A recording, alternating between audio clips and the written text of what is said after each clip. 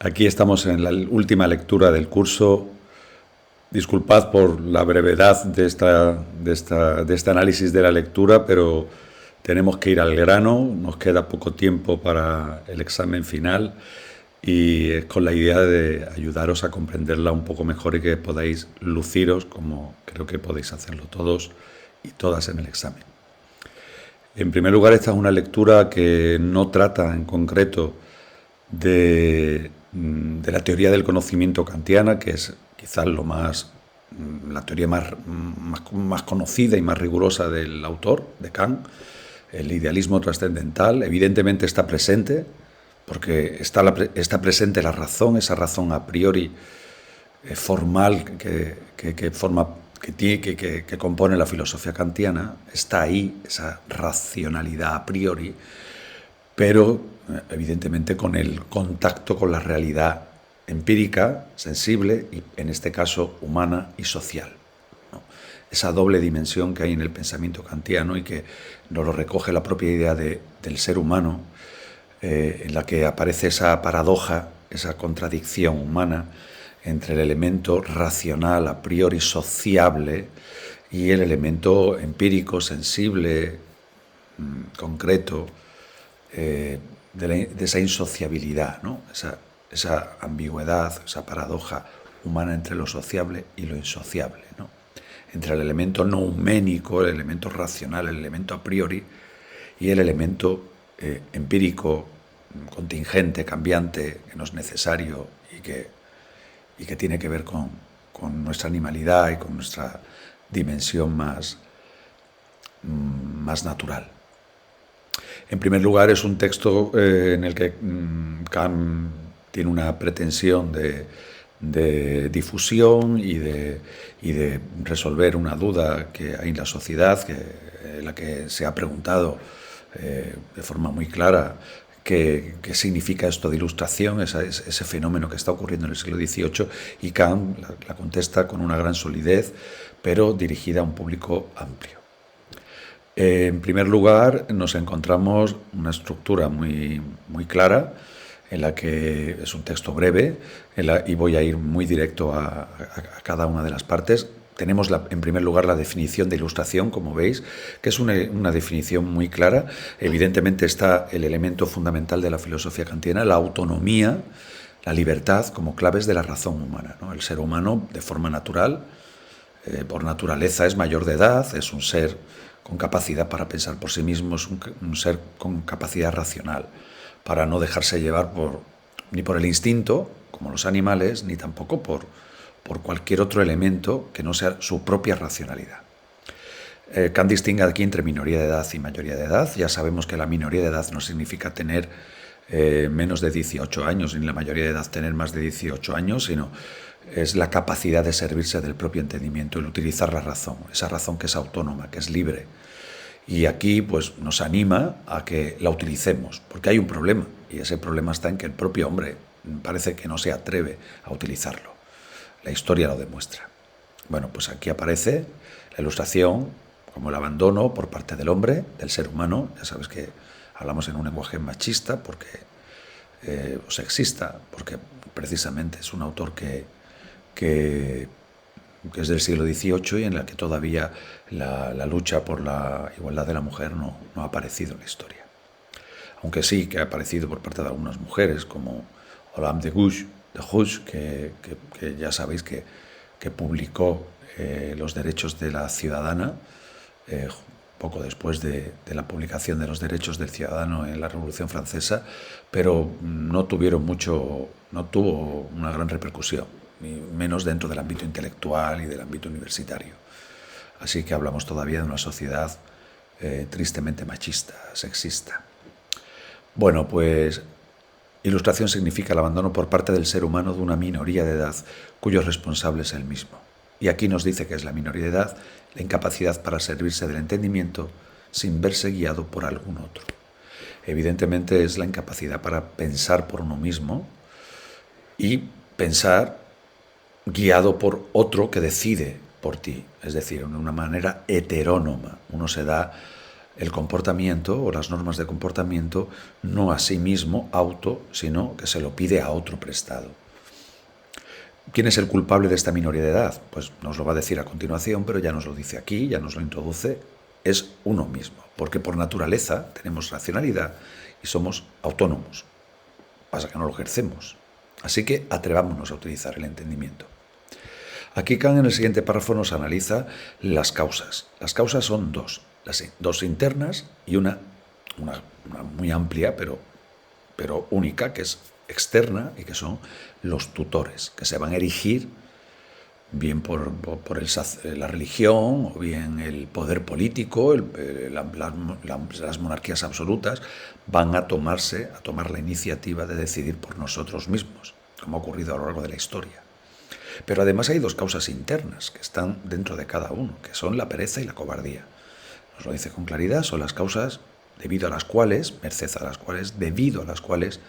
tantos seres humanos continúan con gusto. Además, hay una especie de síndrome de Estocolmo. Parece que, igual que el prisionero de la caverna de Platón, le costaba trabajo acostumbrarse y tenía que irse acostumbrando porque prefería estar en la oscuridad, estaba acostumbrado a ella, pues igual, el ser humano parece que está acostumbrado a esa pereza, esa cobardía y le es difícil tomar la iniciativa, pensar por uno mismo.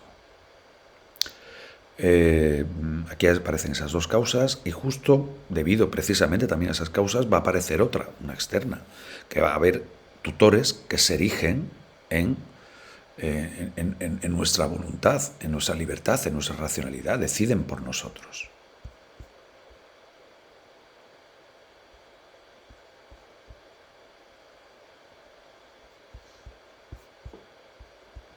Fijaros que aquí lo dice con claridad.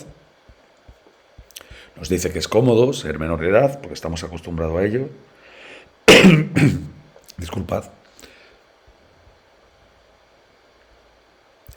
El que la mayor parte de los seres humanos, aquí incluye a todo el bello sexo, ahí se ve en su lenguaje sexista, consideren el paso hacia la mayoría de edad como algo harto peligroso, además de muy molesto, es algo por lo cual velan aquellos tutores que tan amablemente han echado sobre sí esa labor de superintendencia. Aquí hay un tono irónico, porque evidentemente a los tutores no los está considerando de forma positiva.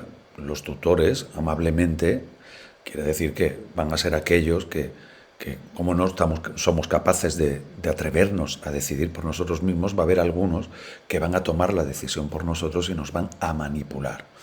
Esa amabilidad evidentemente es irónica, ¿no? Y ese término superintendencia también tiene un tono irónico, ¿no? Ellos van a ser superintendentes, ¿no? Se van a erigir en aquellos que deciden completamente por nosotros. Bueno, aquí están las causas internas, pereza y cobardía, y la causa externa, que consiste precisamente en los tutores. La consecuencia de la minoría, la consecuencia de estos tutores, de estas causas, perdonad, es precisamente que nuestra minoría de edad ha sido históricamente algo permanente y que tiende a no cambiar. Es el siglo XVIII el que se está tomando la iniciativa histórica y social y humana para cambiar y revertir esta idea, esta dependencia, ¿no? De esta falta de libertad del ser humano. Kant parte de una situación real de falta de libertad, de coacción social, ¿no? Y política en el mundo en el que se vive. De ahí se produjo la Revolución Francesa. Evidentemente Federico II el Grande fue el que introdujo la Ilustración en Prusia, y por eso para Kant es un factor fundamental este rey, puesto que fue el que contribuyó a facilitar la libertad de la humanidad históricamente, ¿no? En el caso de Prusia, de su país. Así pues, resulta difícil para cualquier individuo zafarse de una minoría de edad. Es difícil salir de ella. Hemos visto que está acostumbrado a ella y está a gusto en ella, que casi se ha convertido en algo connatural. Ha terminado formando parte ya de la naturaleza humana, ¿no?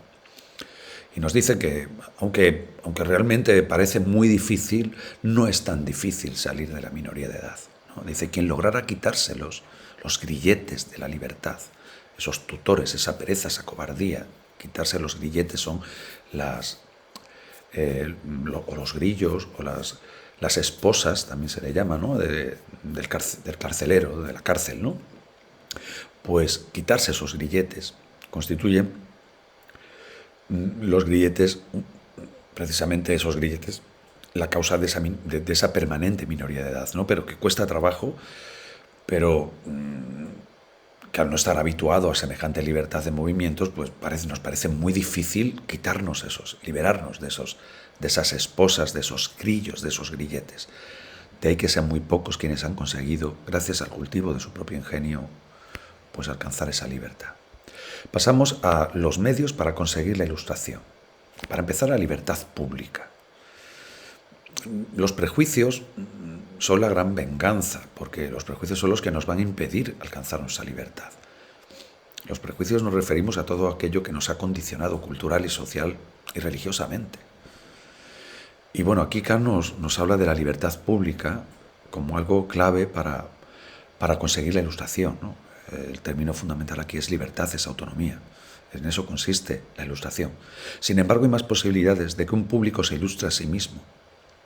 Algo que casi es inevitable con tal de que se le conceda libertad. Es decir, la libertad es clave para la ilustración. Pues ahí siempre nos encontraremos con algunos que piensan por cuenta propia, incluso entre quienes han sido erigidos como tutores de la gente, los cuales, tras haberse desprendido ellos mismos del yugo de la minoría de edad, difundirán en torno suyo el espíritu de una estimación racional del propio valor y de la vocación a pensar por sí mismo. Es cierto que incluso los tutores, al decidir por ellos mismos, nos están transmitiendo de alguna manera la importancia de pensar por uno mismo. No hay que olvidar que a estos tutores los terminamos admirando, ¿no? Cuando somos dependientes de ellos, realmente se produce una suerte de admiración de cómo son capaces de decir por sí mismos. La libertad como una clave para la ilustración. Kant propone una reforma en lugar de una revolución. Kant pretende un cambio paulatino, no cree en los cambios revolucionarios. De hecho, él defiende el despotismo ilustrado de los monarcas. Los monarcas tienen que abandonar ese absolutismo, ese antiguo régimen, pero tampoco tienen que revolucionar la sociedad. Y quizás ahí, aunque vivió con cierta emoción la Revolución Francesa, acabar de esa manera tan drástica con la monarquía y con los reyes, como ocurrió, evidentemente por razones históricas de injusticia, ¿no? Pero lo cierto es que ese cambio traumático no lo comparte Kant y prefiere un cambio reformista, como el que se produce en su país, en Prusia, con el rey Federico II, el Grande. De ahí que un público solo pueda conseguir lentamente la ilustración. Mediante una revolución, acaso se logre derrocar un despotismo personal y la opresión generada por la codicia o la ambición, pero nunca logrará establecer una auténtica reforma del modo de pensar, porque Kant aquí quiere ir más allá, no cree en una revolución drástica que acabe repentinamente con todo, sino que cree en un proceso de ilustración, un proceso de preparación para la libertad. Y esto se alcanza de una manera paulatina y reformista, ¿no? A través de un cambio drástico, mucho más dramático. Aquí aparece una distinción muy importante entre el uso público de la razón, como personas individuales que somos y que tenemos libertad absoluta de expresión sin límites, y el uso privado de la razón. La razón también la debemos utilizar en nuestras tareas de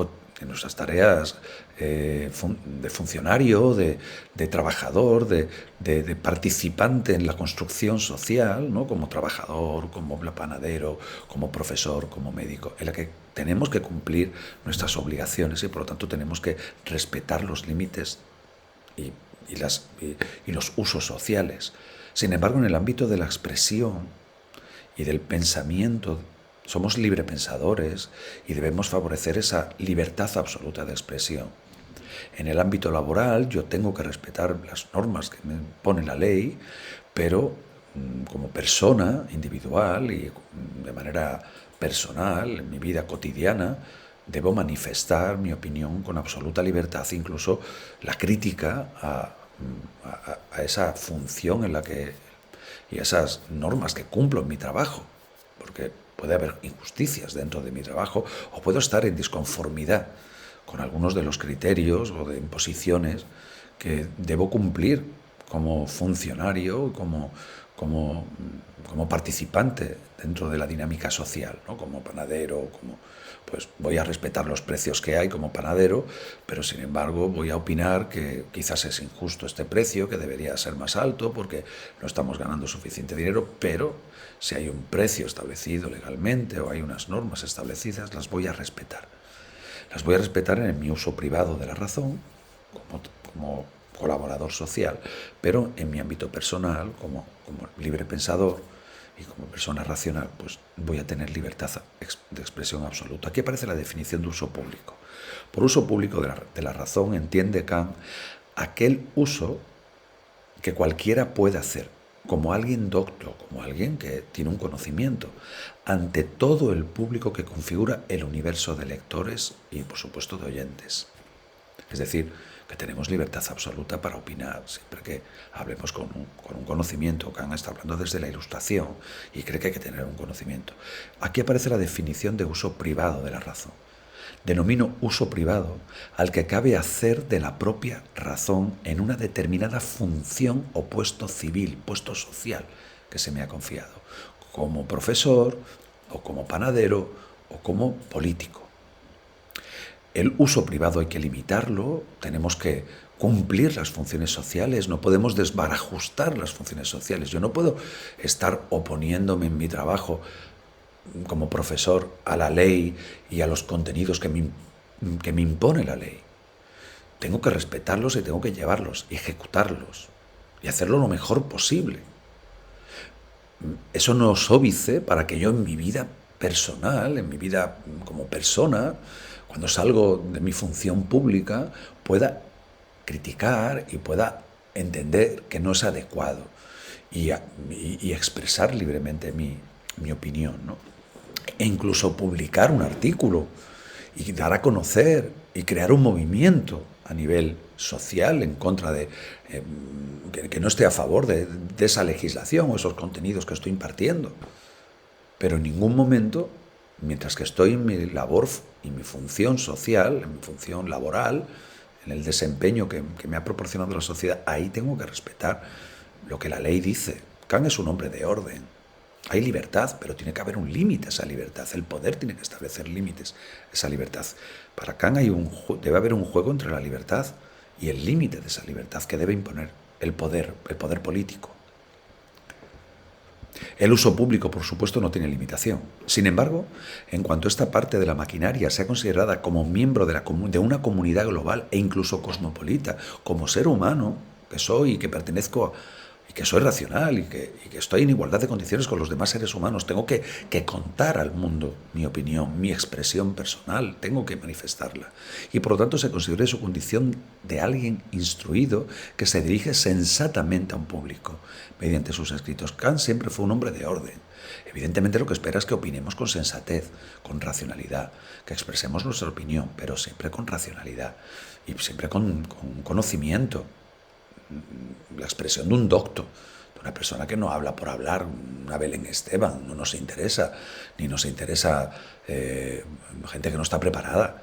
El que está preparado es el que tiene ahí, el que ha reflexionado y tiene un conocimiento es al que debemos oír, ¿no? y el que debe expresarse. Porque este es el camino para la libertad y para esa reforma global y ese deseo global de Kant de alcanzar el soberano bien posible en el mundo, ese fin último de la razón, alcanzado por todos a lo largo de la historia, y ir dando los pasos para ello. Para eso se necesita la libertad de expresión. Que cada uno cumpla su función, privado, pero que todos contribuyamos con nuestra libertad de expresión a ir mejorando. Ahora mismo podemos rechazar algunas normas legales y, por supuesto, expresarlas libremente con conocimiento de causa y, sobre todo, si estoy trabajando en él, tengo más conocimiento. Y, además, no solamente de leyes, también de hechos que ocurren históricamente y en la sociedad, como son ahora las guerras, ¿no? Debemos expresar libremente también nuestra opinión. Aparecen 3 ejemplos en este juego para entender lo que es el uso público y el uso privado de la razón, del militar, del ciudadano y del sacerdote. El ejemplo del ciudadano es muy, muy sencillo porque es el ejemplo de pagar los impuestos. Tenemos que pagar los impuestos, hay que pagarlos. Así funciona el Estado, gracias a eso funciona el Estado. Y los voy a pagar con absoluta conciencia. Eso no es óbice para que yo en mi uso público de la razón, como persona intelectual y como persona inteligente y racional, que tengo capacidad de decisión y de libertad, entienda que ese uso o que hay un cierto abuso, porque se les está cobrando más a los pobres que a los ricos, o al revés, a los ricos que a los pobres, porque no me parece adecuado la inversión que realiza con el dinero que aporta los contribuyentes. Pues puedo analizarlo, y es que ¿a dónde va mi dinero? Y expresarlo, pero primero pagar, porque tenemos que mantener el aparato del Estado y el aparato del social. 3 ejemplos: militar, ciudadano y sacerdote. Siempre el sacerdote, porque el sacerdote y la religión para Kant fueron muy importantes. Kant es pietista, pertenece a una sección del protestantismo muy, muy común en Alemania, en Prusia, y bueno, tenemos que tener en cuenta que esa importancia de la religión en su vida pues aparece, y también hay que tener en cuenta que el deísmo o religión natural, apartada de la afirmación de la existencia de un Dios a partir de una creencia en un Dios de una religión. Ese es el teísmo. Aquí afirmamos la existencia de un Dios fuera de la religión y producto de la razón, si hay que llegar a él. Pero esa afirmación de la existencia de Dios vendría de la razón y en ningún caso vendría de la fe. Esa es la peculiaridad, ¿no? Y Kant, en este sentido, a pesar de ser pietista, pues se aleja evidentemente de su religión, pero está presente en él y en la función que cumplió en su vida y en la sociedad la religión en aquel momento. La religión durante siglos ha tenido un papel muy importante en la sociedad mundial, europea, y todavía lo tiene. Por lo tanto, y en Kant, en su experiencia personal y en el momento histórico que le tocó vivir y de la familia que procedía y que era protestante y en concreto pietista y muy religiosa, pues evidentemente lo analizó y tiene una importancia, ¿no? El sacerdote fuera del púlpito, en el púlpito tiene que cumplir una función, y cuando está en el acto religioso debe cumplir la función que cumple y defender el dogma. Pero esto no es óbice para que cuando le pregunten personalmente y le pidan su opinión en el ámbito personal, pues que San Manuel Bonomártir, si lo habéis leído, de Unamuno, pues que te manifieste sus dudas, sus inseguridades y sus opiniones, incluso diversas, dentro del dogma de la religión, ¿no? Kant se centra ahora en el momento en el que le toca vivir, que es el siglo XVIII, y es una época en proceso de ilustración. En concreto, el siglo de Federico así lo manifiesta. Se está produciendo un cambio, pero no del todo. Kant ha tenido que vivir y va a vivir posteriormente a la muerte de Federico II, va a vivir situaciones de falta de libertad. Pero ese momento del siglo de Federico y la Revolución Francesa que se está produciendo y los cambios que se están produciendo en el siglo XVIII le hacen ver que hay un momento de proceso de ilustración. ¿Acaso vivimos actualmente en una época ilustrada? La respuesta sería no, pero sí en una época de ilustración, es decir, en proceso de ilustración. No es ilustrada, pero sí está en proceso. A continuación, nos describe el siglo de Federico, un príncipe que no considera indigno de sí reconocer como un deber suyo el no prescribir a los hombres nada en cuestiones de religión. Esa libertad religiosa le parece a Kant clave. La tolerancia, aparecen valores ilustrados. Y valores que tienen que ver con esa libertad y esa autonomía que para Kant forman parte de la razón humana, de esa sociabilidad humana, de ese aspecto moral humano, no huménico, que se escapa al fenómeno, a lo material, a lo sensible, a lo determinado por las leyes de la física. El ser humano tiene ese otro componente.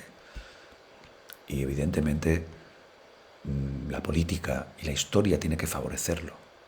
Es la importancia de la historia como proceso en el que vamos a ir, nos vamos dirigiendo hacia ese inalcanzable, pero pero orientativo, nos orienta, soberano bien posible en el mundo, en el que vamos a alcanzar las libertades.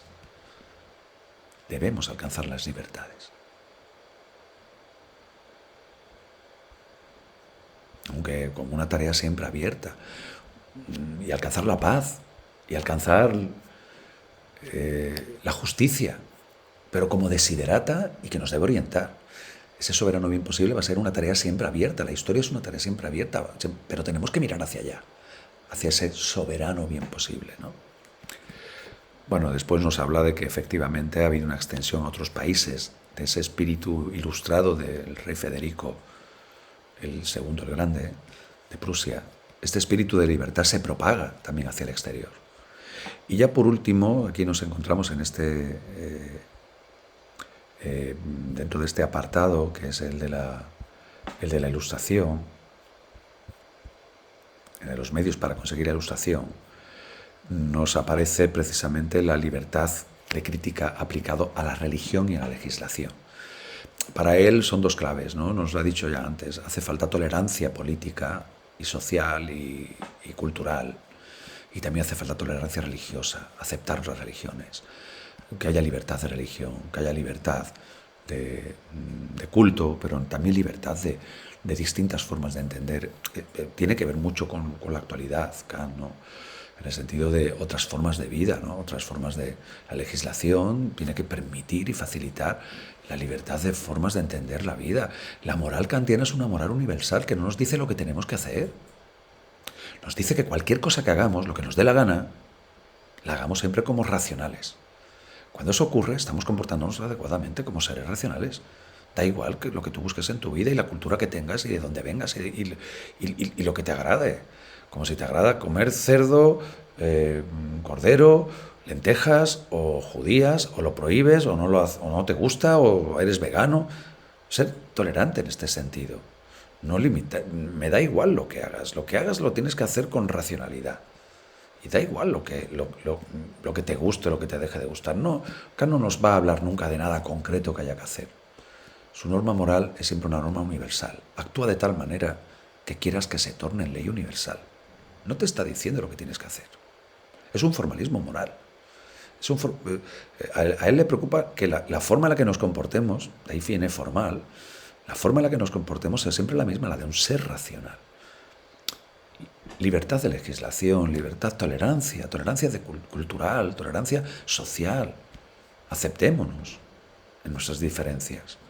Tenemos algo en común a pesar de todo, que es más importante la racionalidad. Y la racionalidad nos lleva a la tolerancia. Y a la religión igualmente. Le tiene que llevar a la tolerancia, a la libertad de religión. Por supuesto que sea la religión, pero aceptando que hay otras. Por último, aquí aparece algo importante en Kant, y es que la libertad, para Kant, no se construye si no hay límites a esa libertad. Solo aquel que precisamente por ser ilustrado no teme a las sombras, al tiempo que tiene mano un cuantioso y bien disciplinado ejército para tranquilidad pública de los ciudadanos. Él cree en el ejército como una manera de contener y ese ejército disciplinado y obediente va a contener también de alguna manera el orden, ¿no? Porque para él el orden es importante. Para la tranquilidad pública de los ciudadanos. Puede decir aquello que a un Estado libre no le cabe atreverse a decir: razonad cuanto queráis y sobre todo cuanto gustéis, con tal de que obedezcáis. Uso privado, uso público. En el uso público, en tu ámbito personal, piensa como quieras. Pero en el ámbito social necesitamos orden, obedezcamos. Es una visión quizás excesivamente moderada, pero no podemos dejar de decir que muy sensata. Es quizás poco revolucionario Kant, pero desde luego es un defensor a ultranza de la libertad, pero también del orden. Y en ese sentido quizás Kant es uno de esos filósofos que supone un equilibrio, una moderación, que no está nunca de más. Así que espero que con estos comentarios, igual que yo os llevo en mi pensamiento, podáis también llevar a Kant, llevar a Platón, llevar la caverna, llevar la ilustración allá donde vayáis. Y no olvidéis nunca, chicos, esto, que la libertad es realmente la que nos hace mejores, la que nos hace humanos. Pero para ser libres, como bien dice Kant, también tenemos que ser tolerantes. Así que espero que este curso y todo lo que hemos vivido juntos os haya servido de algo, aunque sé que hay algunos, como estoy pensando en alguien que creo que ahora mismo sabe a quién me estoy refiriendo, que sé que no le convence nada de esto, pero quiero que piense siempre que a pesar de todo, una de las cuestiones que quizás esa filosofía que no le gusta y que no le sirve, creo que la libertad es un bien preciado y que en algún momento en el que quiera ser libre y que se quiera sentir libre va a pensar en que de alguna manera la filosofía contribuye a ello. Así que un saludo para todos, que os vaya bonito, os lo deseo de todo corazón y hasta pronto, ¿verdad?